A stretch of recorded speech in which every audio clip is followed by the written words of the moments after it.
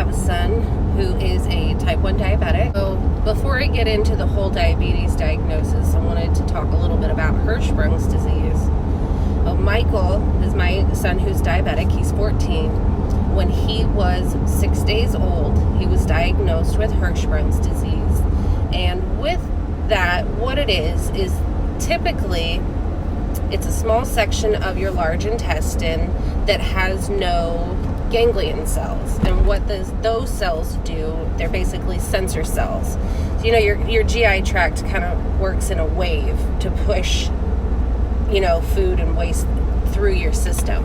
Well, Michael's colon didn't do that. So he would eat, things would just kind of get stuck, and then he never had a sensation to go, number two. And so when he was 6 days old, his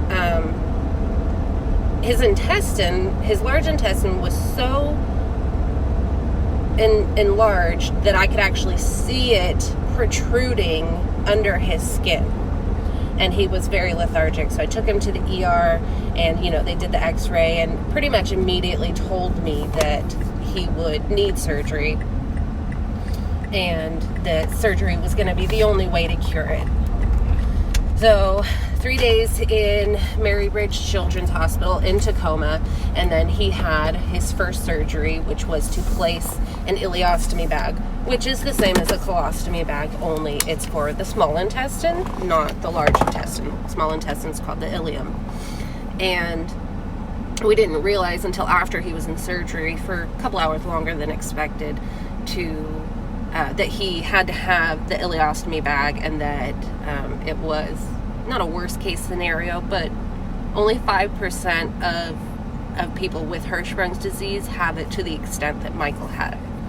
And so he had the ileostomy bag for 10 months, 11 months. And in March 2006, he had what's called a pull-through surgery, or reanastomosis, which is a fancy word for reconnecting.